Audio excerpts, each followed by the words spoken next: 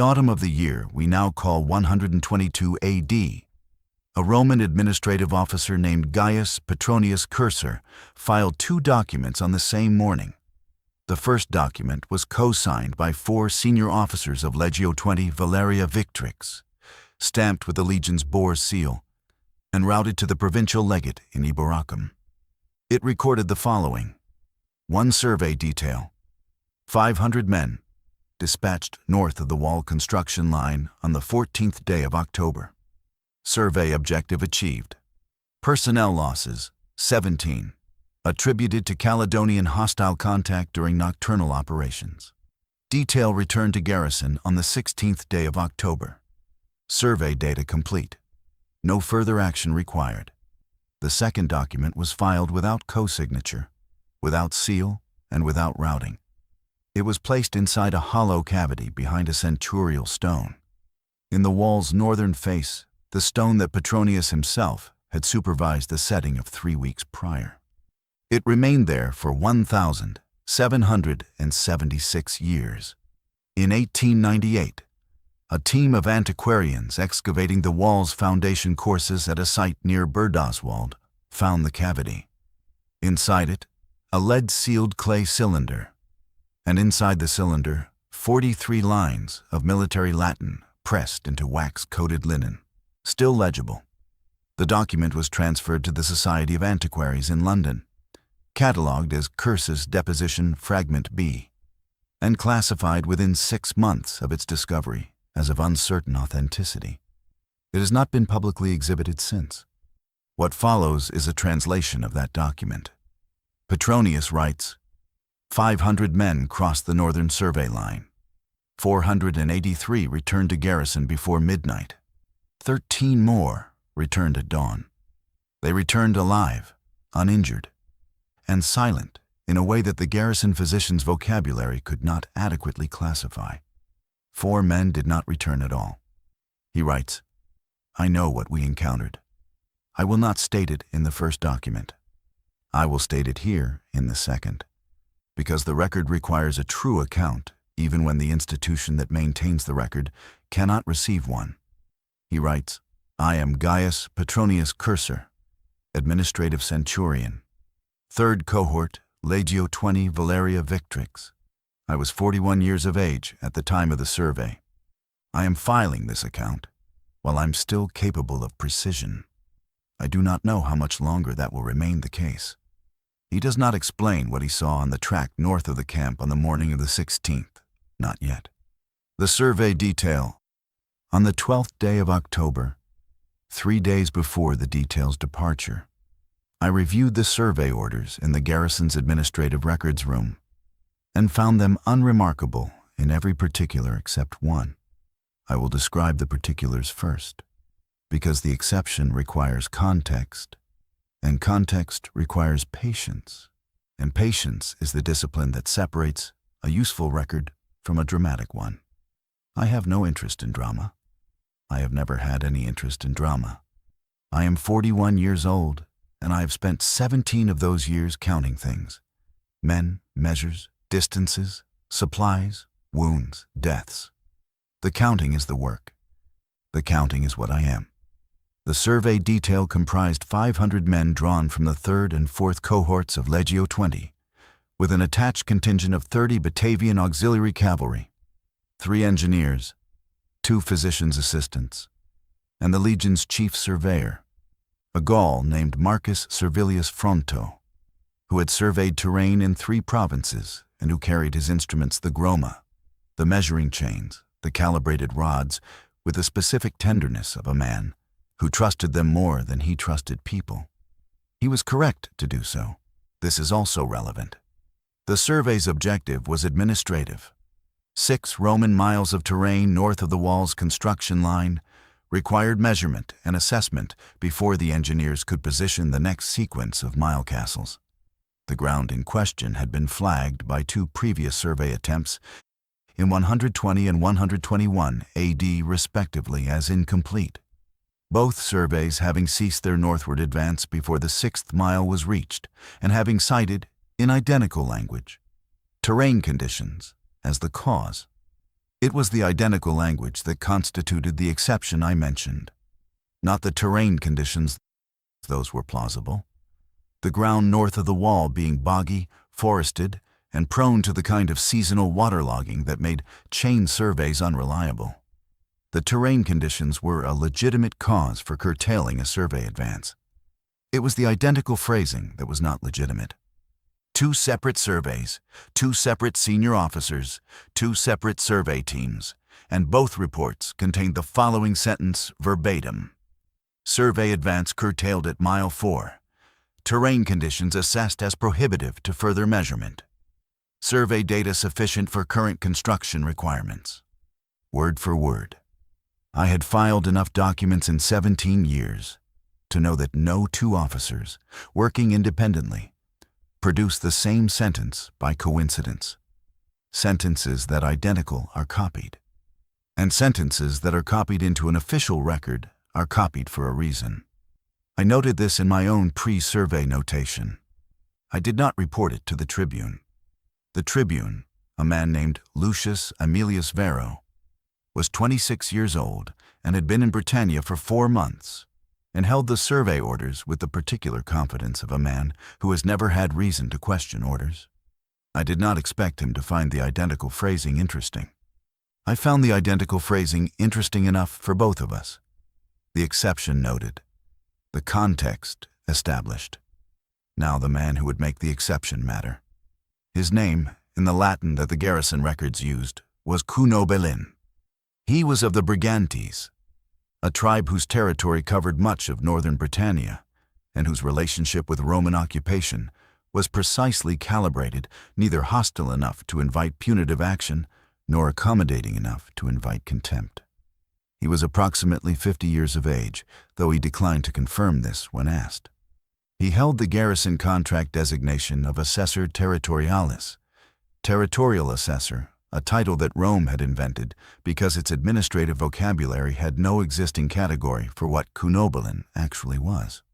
A man who could read land the way Fronto read a groma, with precision, with accumulated expertise, and with an authority derived not from institutional appointment, but from the kind of knowledge that only accumulates when a family has occupied the same territory for enough generations that the land's behavior has become inherited memory. He had been on the 120 survey. He had been on the 121 survey. He had submitted a formal assessment in both instances, in correct administrative Latin, recommending curtailment. Both assessments had been accepted by the respective senior officers. Both had been filed. Neither had been included in the official survey reports.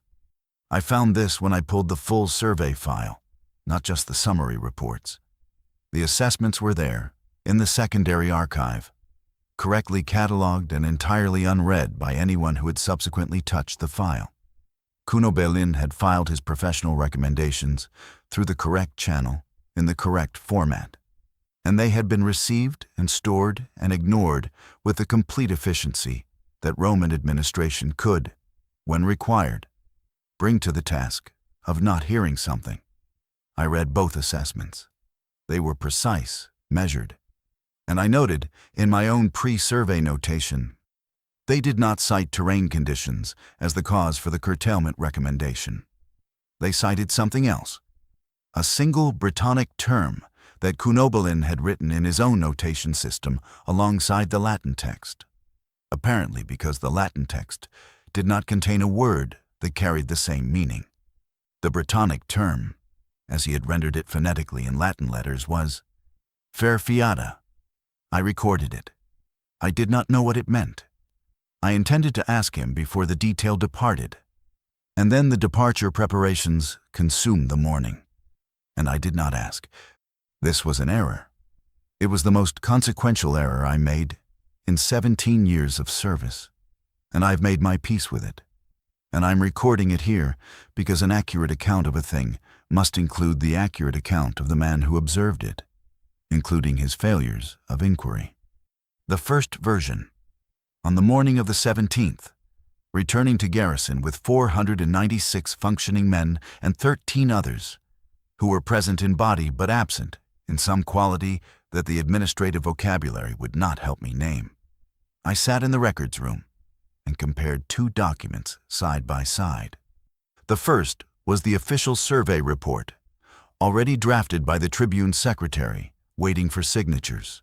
The second was my own field notation from the survey, the running record I kept throughout every operation, measurements and timings and observations, the raw material from which the official report was supposed to be synthesized.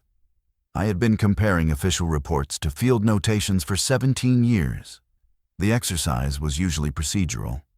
The official report smoothed the field notation's roughness, omitted irrelevant observations, selected the measurements that served the construction record, and rendered the whole into the clean administrative Latin that the legate's archive required. This was normal. This was the job. What was not normal was a measurement that had changed. The field notation recorded our northernmost survey penetration as 4 Roman miles and 1 Actus 4 miles and approximately 35 meters. The precise point at which Fronto had stopped his chain measurement, and Marcus Aelius Rufus, the survey's junior engineer, had recorded the coordinates in the survey log. I had watched him do it. I had verified the figure against my own pace count, which I kept as a secondary check on every survey, because I did not trust any single measurement and never had. The official report recorded the northernmost penetration as 6 Roman miles. The difference between 4 miles and 1 Actus and 6 miles is not a copying error. It is not a rounding variance. It is not the kind of discrepancy that emerges from two men reading the same figure in poor light. It is, in precise terms, 1 mile and 1,965 paces of terrain that the official record claims was surveyed, and the field notation confirms was never reached. I sat with this for a long time. I am by training and temperament a man who does not move quickly from observation to conclusion. I require the intermediate steps. I require the alternative explanations to be considered and exhausted before the remaining explanation, however improbable, can be accepted. The alternative explanations for the discrepancy were these. Fronto had miscalculated his chain measurement, which was possible though unprecedented in my experience of him. Rufus had recorded the wrong figure in the survey log, which was also possible. Rufus being 22 and competent but not yet careful in the way that careful becomes permanent. The Tribune's secretary had transposed figures from the survey log to the official report, which was the most administratively plausible explanation, and the one I held on to the longest. I held on to it until I pulled the 120 and 121 survey files and compared their field notations to their official reports, and found the same discrepancy in both the same specific addition of approximately 2 Roman miles to the official survey depth, applied in both cases to the same geographic sector, the northern approach beyond the 4th mile mark. 3 surveys, 3 official reports, 3 identical additions of terrain that was never measured. I dismissed this as a coincidence of administrative error at the time. I am recording this dismissal honestly because the record requires it. I was wrong. The coincidence was not administrative. The 2 miles that appeared in each official report, and in none of the corresponding field notations, were not terrain that had been measured and poorly recorded. They were terrain that had been left blank on every internal document and filled in on every external one. Someone had been constantly papering over the same gap for 3 years. The gap was where we had gone. The gap was where the 17 men had been separated from the detail. The gap was where Cunobelin had told us we would find what we found. In the professional vocabulary of a man whose job was to assess territory, before a single soldier crossed the 4th mile marker. I co-signed the 3rd version of that official report. I am recording this honestly also. I co-signed it because I was ordered to, and because refusing would have resulted in the document's destruction, and my own reassignment, which would have served neither the record nor the men the record was failing. I co-signed it, and then I began writing this account, and I have been writing it ever since, in the hours before dawn and the hours after the watch changes, in the records room with the lamps low, because the truth of what happened north of that wall requires a true document to hold it. And if the institution will not provide one, I will. Cunobelin's second assessment. On the 14th day of October, at the 3rd hour after dawn, the survey detail formed at the northern postern gate of the construction camp and moved out onto the road that Fronto's team had cut through the low scrub in the previous week's preliminary work. The ground north of the wall's construction line in that sector is not the dramatic highland terrain that appears in accounts written by men who have not been there. It is low. It is boggy in places and firm in others, with no visible pattern distinguishing the two. It is covered in a combination of rough grass, heather, and the kind of dense low scrub that catches a man's boots and slows a column's pace to something between a march and a wade. The trees begin approximately half a mile north, alder and willow along the water courses, with denser stands of oak and elm on the higher ground further back. And from the wall's parapet, on a clear day, you can see the tree line as a dark smear along the northern horizon, which looks much closer than it is, and which, in October, smells of wet earth and something sharper underneath that I had no name for at the time. The first 4 miles were unremarkable. Fronto ran his chains. Rufus logged the figures. The cavalry rode a flanking screen on both sides of the column. The infantry moved at standard survey pace, which is slower than a march and faster than a walk, calibrated to keep pace with the chain measurement without disrupting it. I walked beside Fronto and watched the numbers accumulate in Rufus's log and noted them against my own pace count. The numbers were consistent. The ground was wet but not prohibitive. The weather was cold, a flat gray October sky without wind. The kind of weather that is not dramatic enough to write about, but that presses on the back of the neck with a specific damp weight that does not lift. Cunobelin walked at the column's left side, slightly ahead of the infantry formation, in the position that his contract designation technically required forward assessor, responsible for terrain evaluation in advance of the survey instruments. He walked without speaking for the first 4 miles. He stopped at a specific point. I marked it in my notation as the boundary between the boggy and firm ground, approximately 4 miles and 1 actus from the wall's northern face, and turned to face the tribune. What he said, I recorded verbatim because it was unusual, and I record unusual things verbatim as a habit of professional practice. He said, I am required by the terms of my assessment contract to inform the commanding officer that the terrain ahead of the current position is occupied, that the occupying presence is aware of this column's approach, and that the appropriate Roman response to a pre-existing territorial occupancy is to record the boundary and withdraw. He said it in correct administrative Latin, without inflection, the way a man states a finding he has stated before and expects to have received the same way it was received before. The tribune looked at him for a moment. Then he said, the survey must reach the 6th mile. This is the written order. A pre-existing territorial occupancy requires documentation, not withdrawal. We document it, we assess it, we include it in the survey record, and the engineers determine what construction adjustments are required. That is the administrative process. Cunobelin said, yes, that is the administrative process.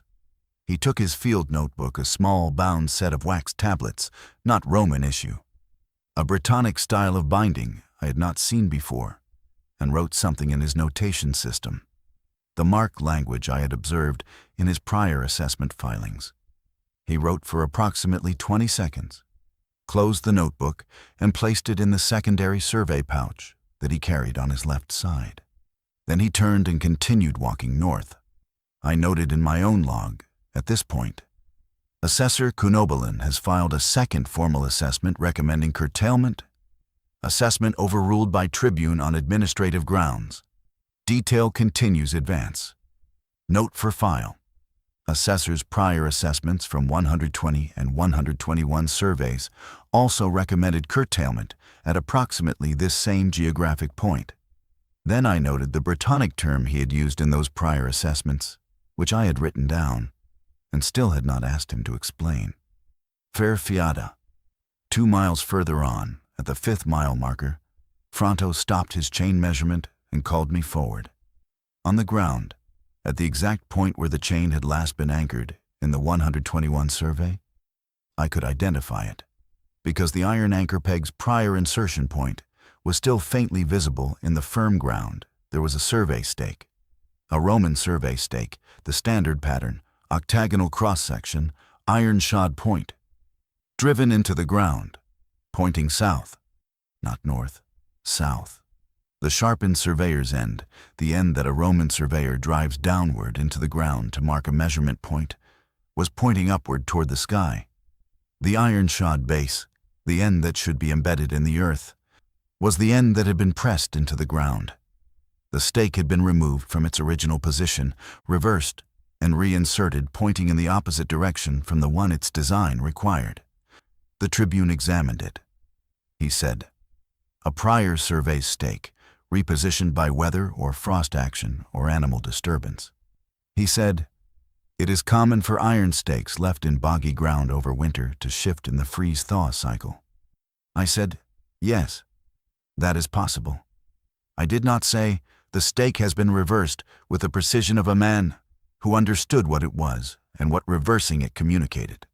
I did not say, "The iron-shod end required force to insert." I did not say, "Frost action does not invert a stake with the even ground pressure visible around this insertion point."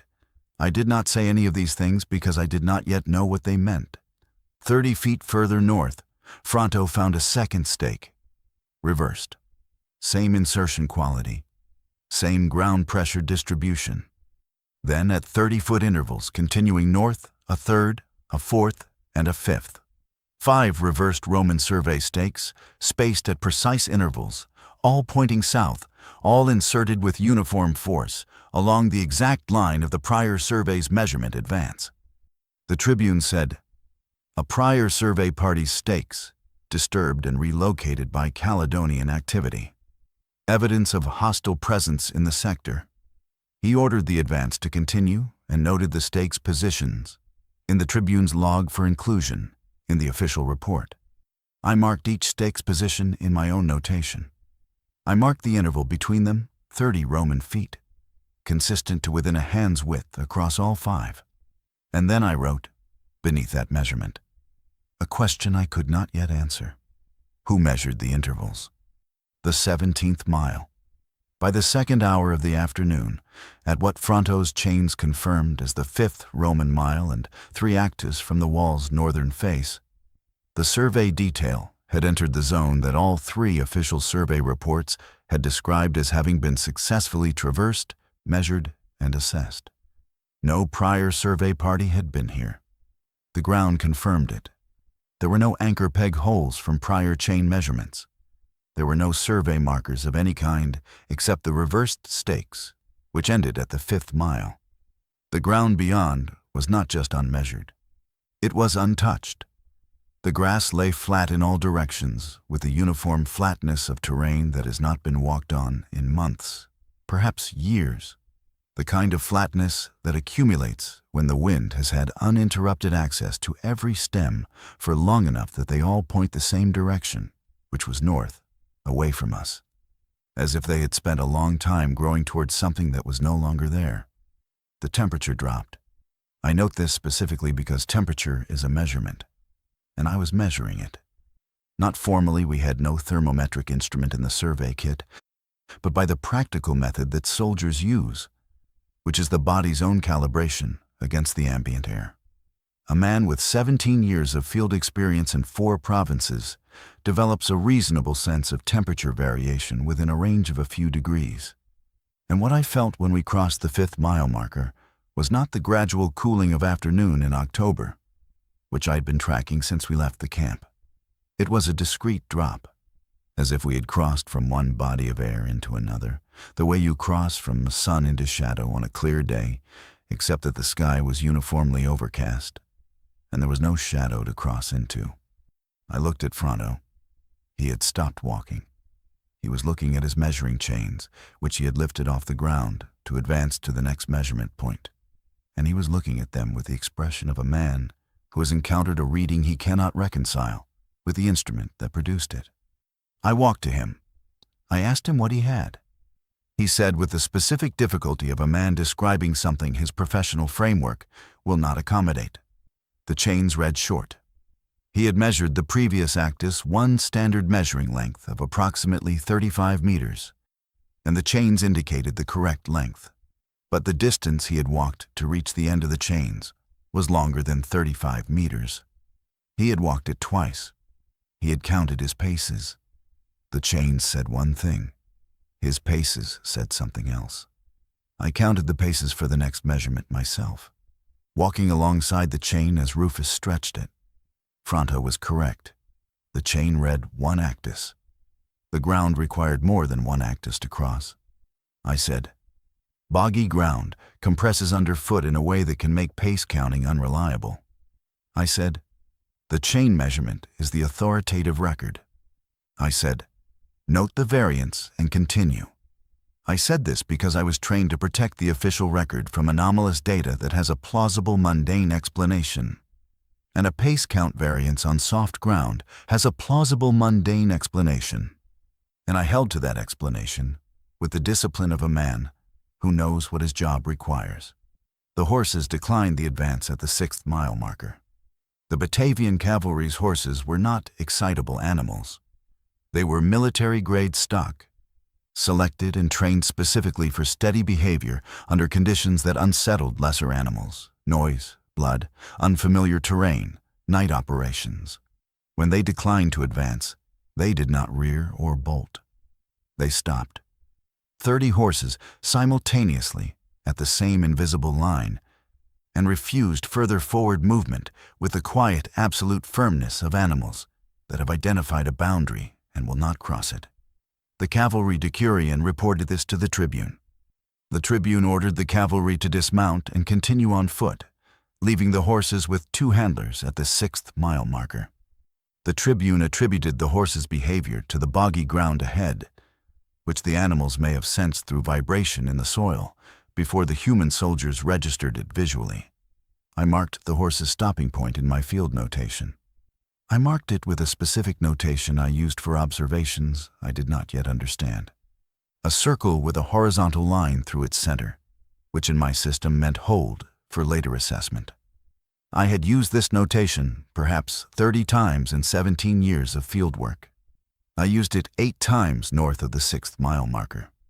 By the time we made camp in the last of the afternoon light, at a position Fronto assessed as the 6th Roman mile and 4 actus, still 200 meters short of the survey's required depth, the following had been recorded in my field notation: the temperature variance at the 5th mile marker, the chain measurement anomaly and its recurrence across 4 subsequent measurements, the horse's refusal, and 2 additional observations that I had not yet connected to the others. The first, there were no birds, not the absence of birds that occurs in forest clearings or during sustained heavy rain. The absolute absence of birds across a survey zone that extended by this point to the horizon in every direction. In October in northern Britannia, in terrain of this type, the bird population should have included at minimum the corvids, rooks, jackdaws, the occasional raven, plus the seasonal migrants moving south, plus the resident ground birds. I counted 0. I had been counting since the 4th mile. The second, at one point during the afternoon's advance, at a moment I recorded as the 3rd hour after the noon position, every soldier in the column within my line of sight stopped walking at the same instant, without order, without audible cause. They stopped for approximately 3 seconds. Then they continued. No one spoke of it. No one reported it to the tribune. When I asked the 2 soldiers nearest to me what had caused them to stop, both said they did not remember stopping. I do not make conclusions from incomplete data. I recorded both observations under the circle and line notation and continued, the 17. At the second watch of the night, on the boundary between the 14th and 15th of October, the watch centurion made his round of the camp's perimeter positions and reported 17 positions unmanned. He reported this to me because I was the administrative officer on watch, and it was my function to receive such reports, assess their severity, and determine the appropriate command response. I received the report. I assessed the following: 17 positions unmanned, in a survey camp north of the wall, in territory assessed by the detail's own territorial assessor as occupied by an unidentified presence. The severity was clear. I woke the Tribune. What followed was a thorough search of the camp interior, all tents, all equipment stores, the latrine trenches, the horse line, and then a careful assessment of the perimeter. The 17 missing men were not inside the camp. Their equipment was at their positions.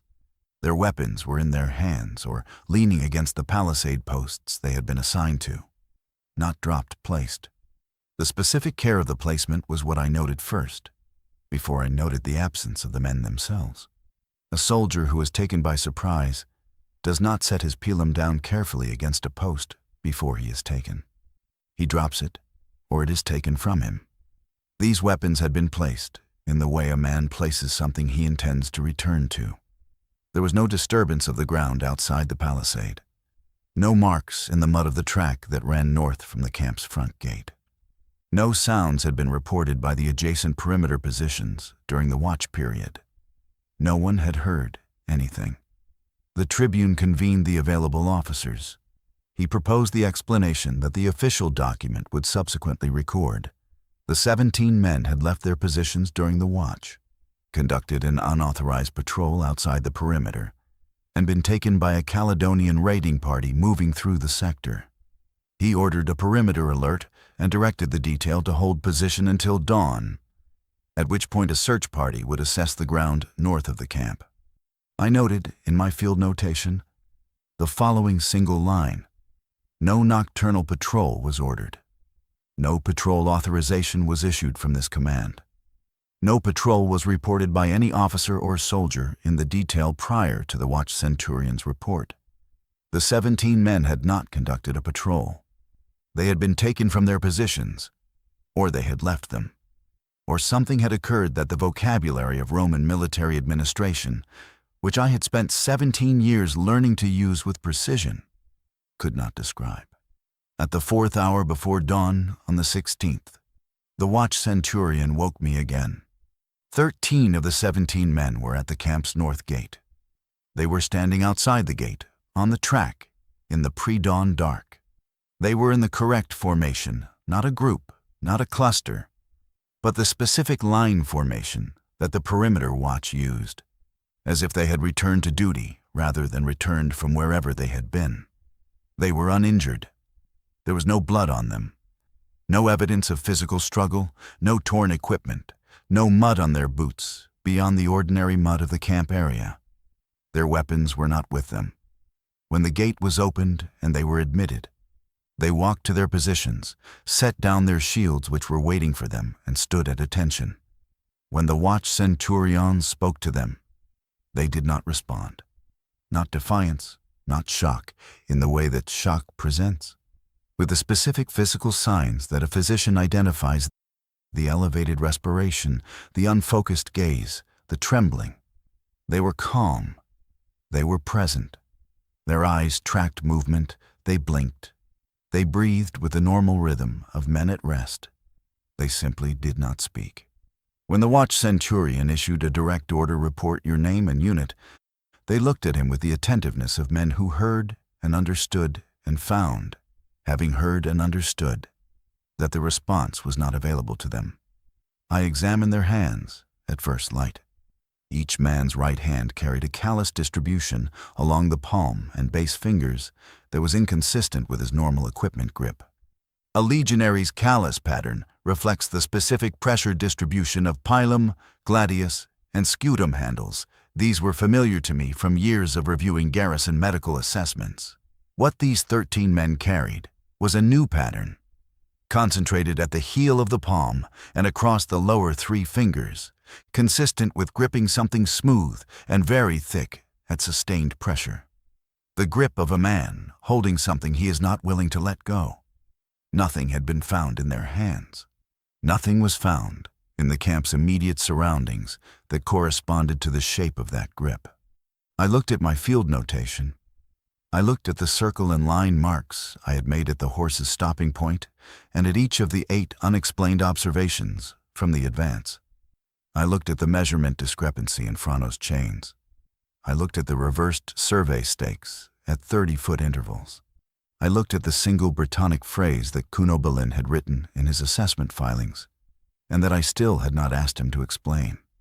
I went to find Cunobelin, the return and the word. I found him at the camp's eastern edge, sitting on his traveling pack with his face oriented north, not looking at the camp or at the men returning from the night watch or at the controlled activity of a garrison unit that had just lost 17 soldiers and recovered 13 of them in a state no one could classify. He was sitting with the still quality of a man who was listening to something distant, his hands loose in his lap, his eyes open but not focused on anything the camp contained. I sat beside him. I asked him where the 4 men were. He said, "They are not lost. They are being read." I said, "I do not know what that means." He turned and looked at me. He had been my colleague for 3 survey operations, and I had never noticed or had noticed and not registered that he looked at a person the way a very experienced man looks at terrain, comprehensively, without haste, as if the looking itself was the assessment and the assessment required completion before any conclusion could be offered. He said, "You wrote down the term I used in my assessment filings." I said, "I did." He said, "You have not asked me what it means." I said, "I am asking now." He was quiet for a moment, not the silence of a man deciding whether to speak, the silence of a man choosing how to render something in a language that did not contain it.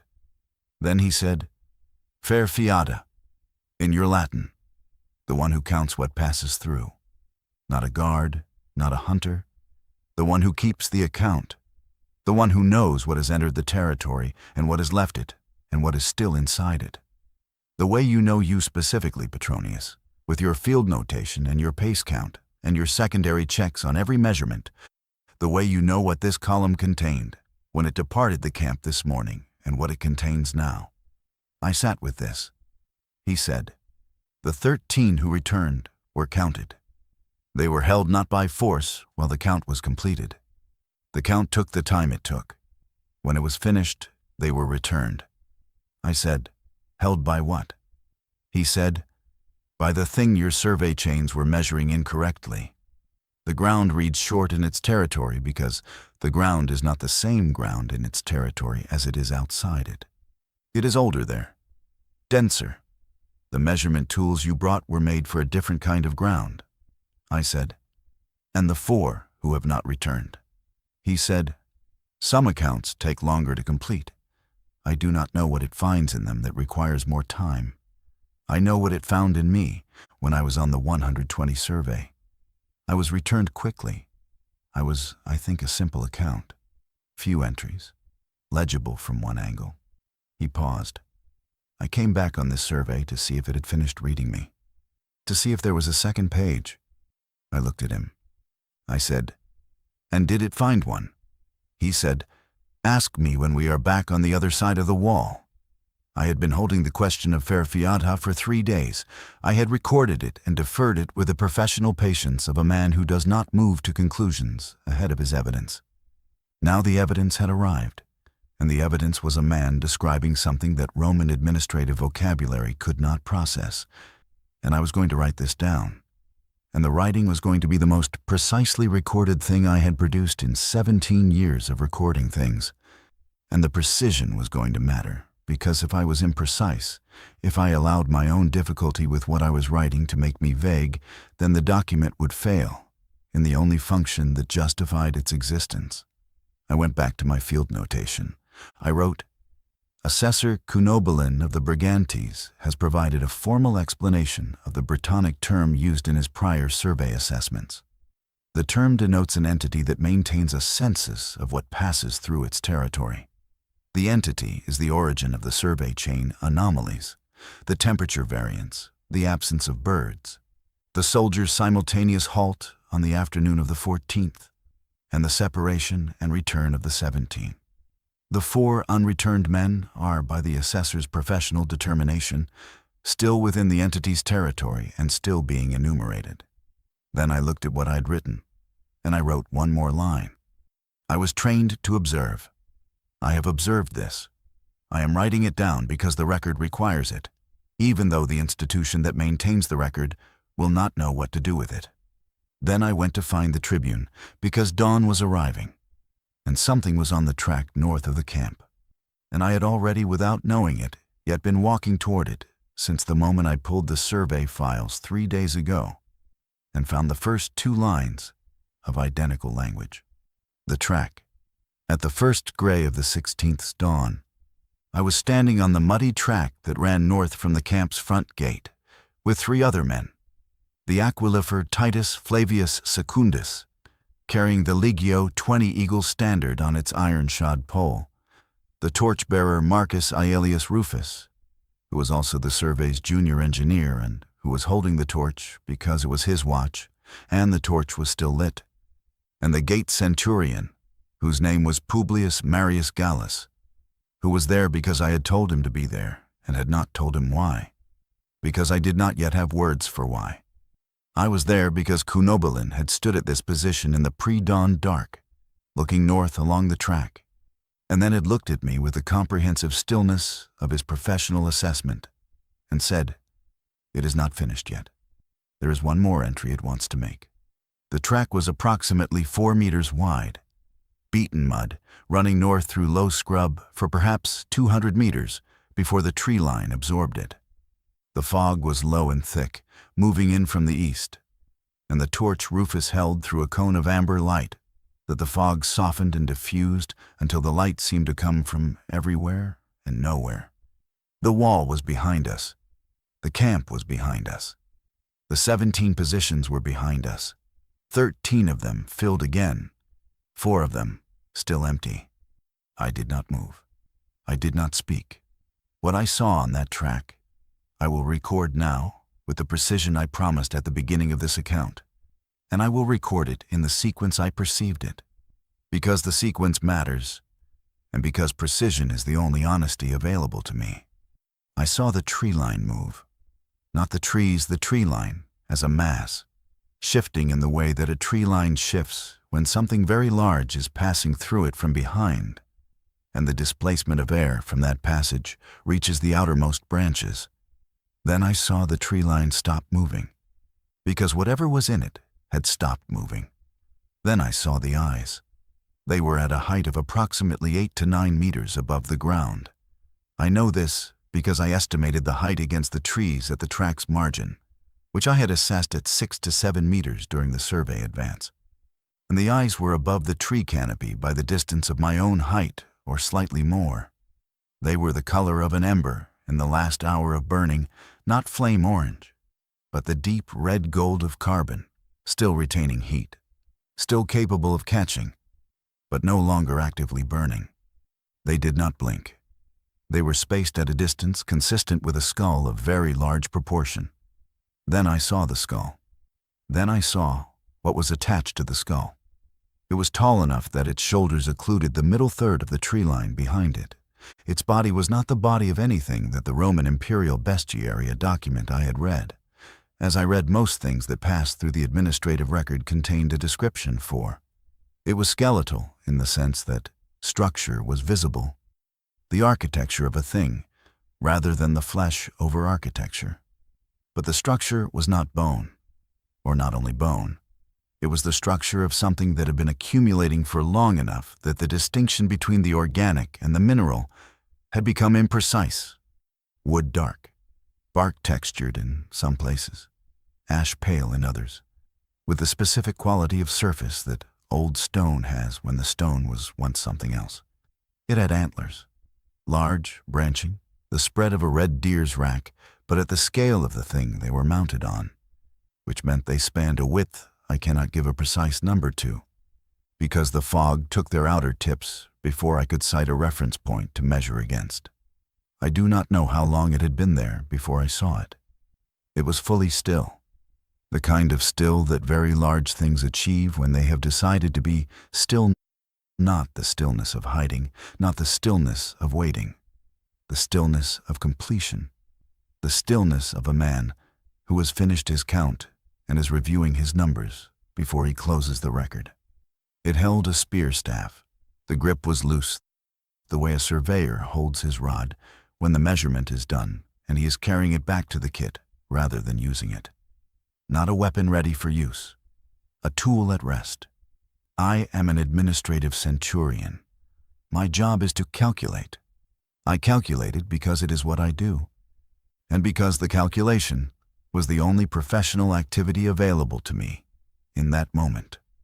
At 8 meters in height, with the structural density visible in its torso and upper limbs, and with the spear staff it carried at that arm's length, the force available to it in a single strike against the soldiers at the camp's north gate exceeded anything that the camp's palisade was designed to withstand. The camp held 500 men, minus the 4 still absent. The thing on the track could have gone through the palisade at any point in the night. It could have gone through it now. It could have crossed the 200 meters of open track between us before Rufus's torch illuminated the second step. It did none of these things. It looked at us. It looked at the eagle standard that Secundus was holding, the Legio 20 boar and eagle in gilded bronze, the symbol of Rome's divine mandate, the thing that followed every Roman soldier into every territory Rome had ever claimed. I saw, and I record this, as an observation, not an interpretation. Because I'm committed to the distinction, I saw its gaze move from the standard to the man holding the standard.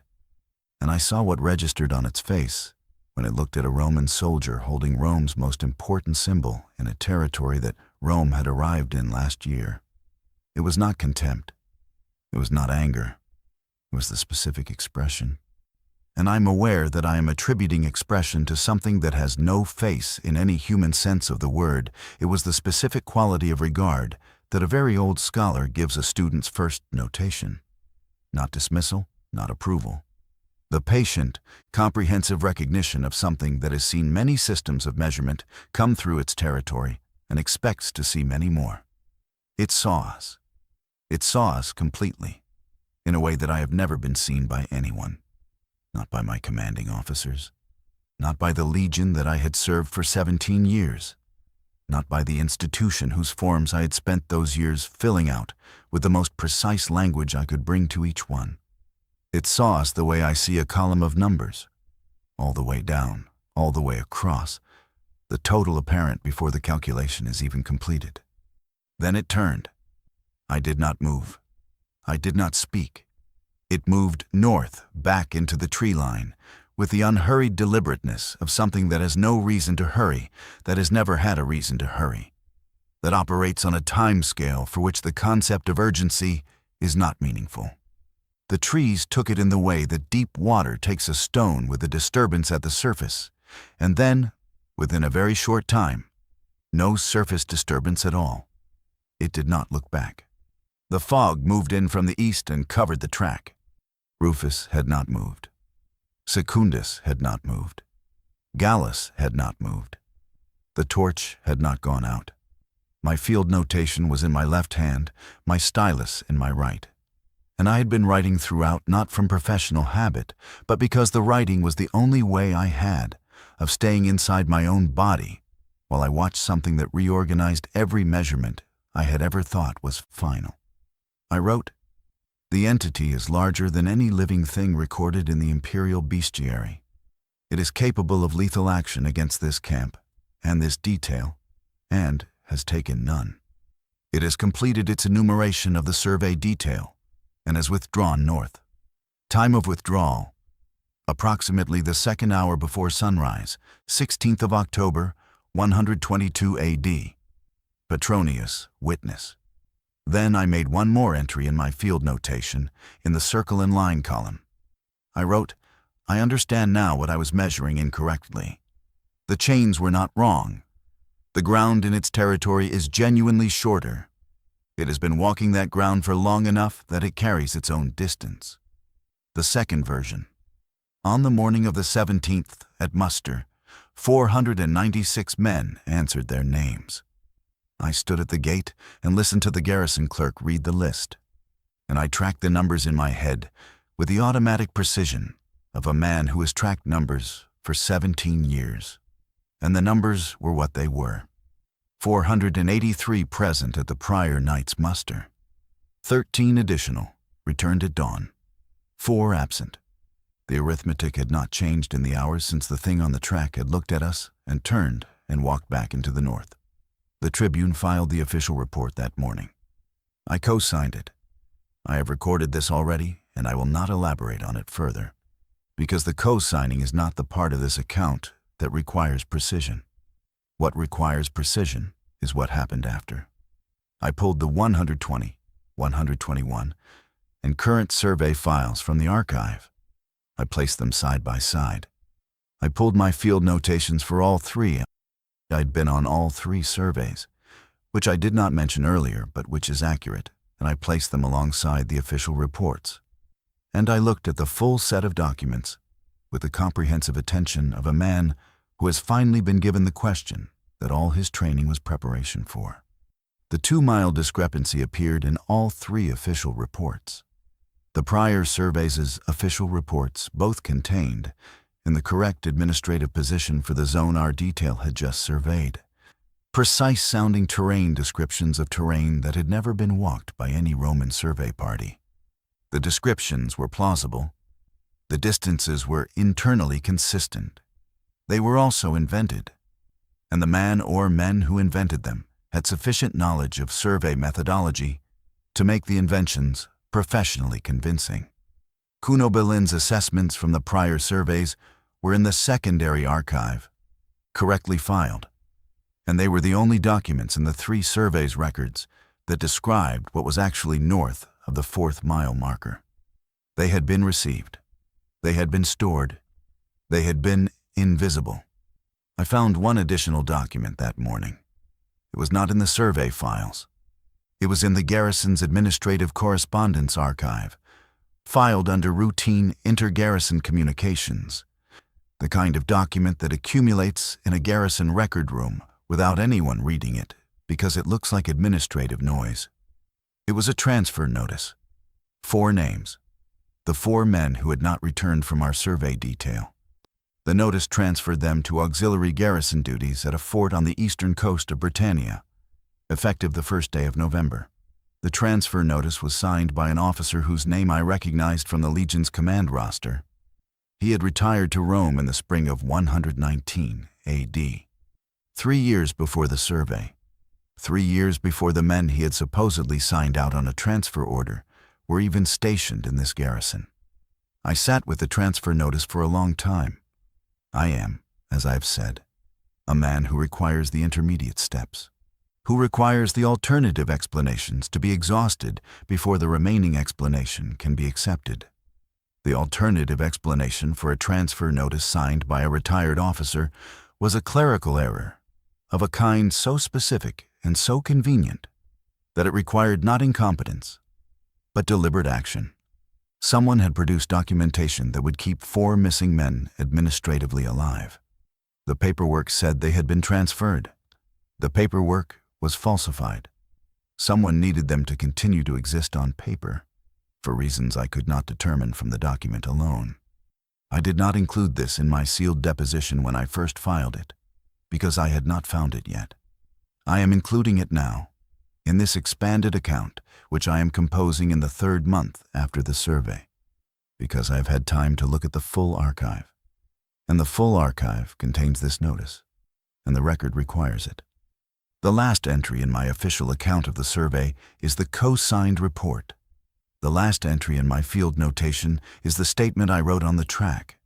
The last entry I filed in the secondary archive, in the hollow behind the centurial stone, in the lead-sealed cylinder, in the 43 lines of military Latin on wax-coated linen, was not about the Tribune, or the creature, or the 4 men whose paperwork lived without them.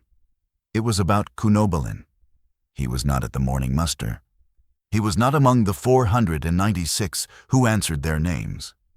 He was not among the 4 who did not.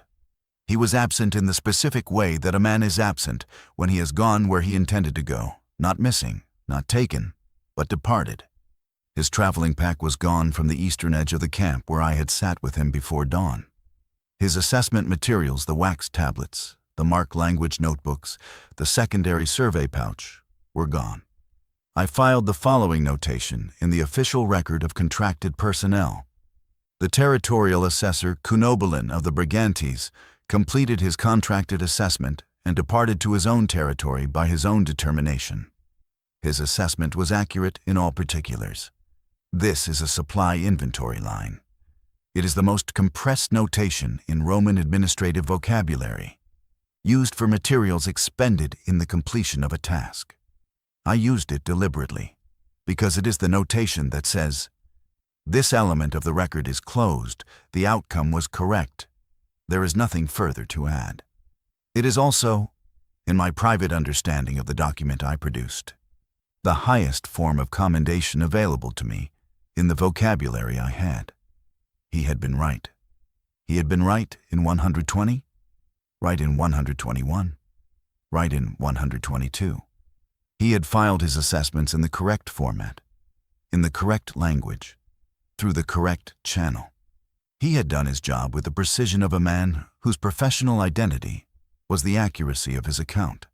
He had then, when the account was complete, gone back to the territory he had been hired to assess, because it was his territory, and it had always been his territory, and the assessment was always going to end with his return to it. I do not know if the thing on the track finished reading him. I did not ask him that morning, because he was gone before I could find the words, and because I suspect the answer was not one he would have given in administrative Latin, the closing of the account. In the autumn of the same year, 3 months after the survey, I am sitting in the garrison's records room at the lamp hour before the first watch change, and I'm at the end of this document. I will state the numbers again, because the numbers are what I have, and because stating them is the discipline that has carried me through 41 years of being a person who counts things. 500 men crossed the northern survey line on the 14th of October, 122 AD. 483 returned to garrison before midnight on the 16th. 13 returned at dawn. 4 returned in documentation only, on a transfer notice signed by a dead man's name. 1 Cunobelin of the Brigantes returned to territory that the official record does not recognize as a destination, and therefore cannot record as a return. The total that the official document accounts for, 500.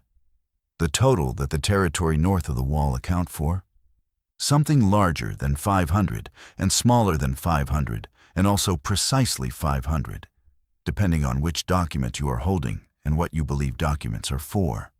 I have spent 3 months thinking about what I saw on the track, not in the way that a frightened man thinks about something. I was not frightened. Or rather, I was frightened in the way that a man is frightened when he drops a measuring rod and discovers, for the first time, that the rod was never as reliable as he believed it to be. The thing on the track did not alarm me because of what it was. It alarmed me because of what it made everything else become. I have measured things for 17 years. I have surveyed terrain, counted men, assessed wounds, logged distances, and filed the results in the administrative language that the Roman Empire uses to organize what it knows. I have been, in my own professional estimation, a reliable instrument. I have trusted the precision of my own perception, the way Fronto trusted his chains. What I understood on the track at the moment, it looked at me, completely, the way I look at a column of numbers. All the way down, all the way across, is that I have been measuring from inside a particular scale, and the scale is not the only one available, and it is not the oldest one in use. This is not a diminishment. I want to be precise about this, because the document requires it. I'm not smaller than I was before the survey. I am correctly sized for the first time. The measurement did not shrink me. It calibrated me. And calibration, even when the result is humbling, is not damage. It is the point of the instrument. The thing on that track was counting what passed through its territory the morning before I was born. It will be counting what passes through it the morning after every institution I have served is rubble and inference. It looked at a Roman soldier carrying Rome's most important symbol, and it recognized the symbol the way a very old cartographer recognizes a new projection of a territory he has been mapping since before the new cartographer's civilization had words for maps. It returned 13 men when its count of them was complete. It kept 4, for reasons I cannot determine. In the same way, I cannot always determine why a particular figure in a column requires a longer examination than the ones beside it. I do not believe the 4 are dead. I do not have evidence to support this belief. I am recording the belief anyway, because the document is the place for what I know, and also for what I do not yet know, but have reasonable professional grounds to suspect. I am filing this account behind a stone I cut myself, in a cavity I prepared myself, and I am closing it with this statement, which is the most precise statement I am capable of making about what I witnessed north of Hadrian's wall on the 16th day of October, in the year of our Emperor Hadrian's 17th regnal year. It saw us, it counted us, it let us go, and 4 of us, by whatever accounting it uses, in whatever scale it operates, for whatever duration its accounting requires, are still, as of this writing, in the column. I am Gaius Petronius Cursor. I was trained to observe. I have observed this. The record is now complete. Cursus Deposition Fragment B.